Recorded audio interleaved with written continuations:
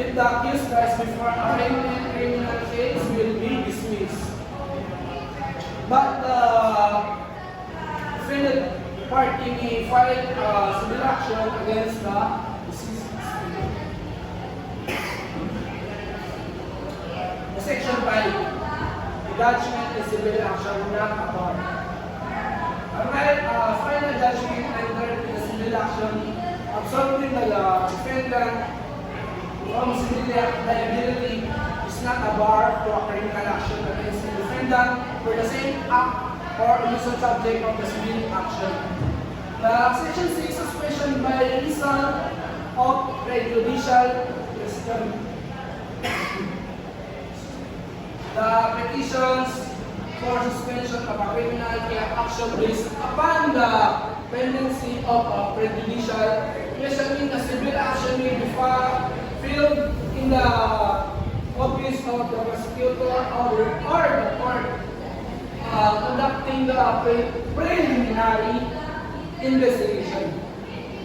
When the criminal action has failed to the court required, the petition to suspend shall be filed in the same criminal action at any time before the prosecution rests. Section 7. Element of prejudicial question. The element of prejudicial question are the previously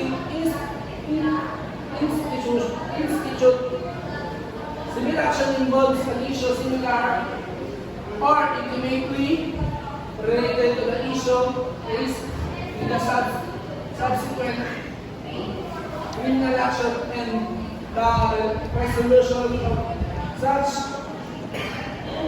whether the issue determines whether or not the criminal action may proceed.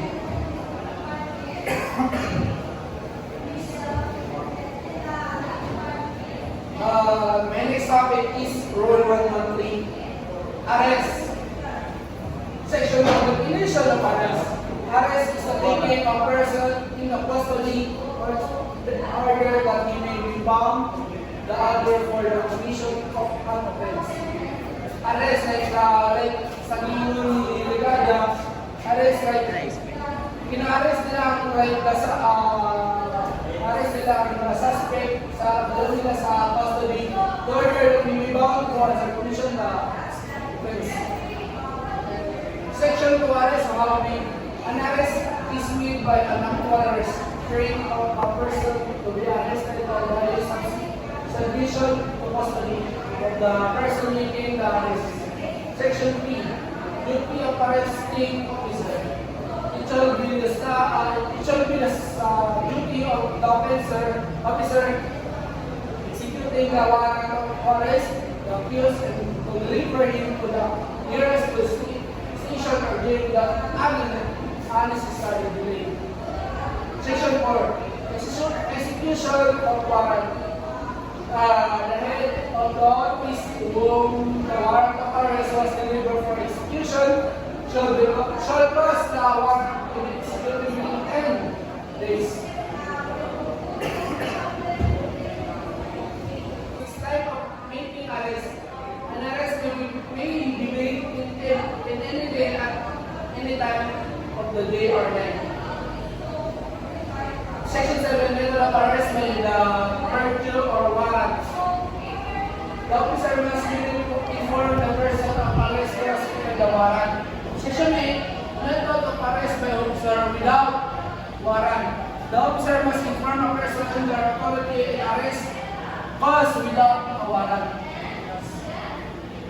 Section 9, method of arrest by private person. When making an arrest, a private person shall be before a person arrested to intention arresting to cause of the arrest. Section 10, officer is assuming assistance. An officer making lawful arrest orally so long as the person as he deems necessary. Section 11, right of officer to break into building or enclosure. An officer in order to make arrest either by virtue of a warrant. Section 12, right to break from building enclosure. Whenever an officer enters building or proceed in accordance with the preceding section. Section 13, arrest after escape or rescue.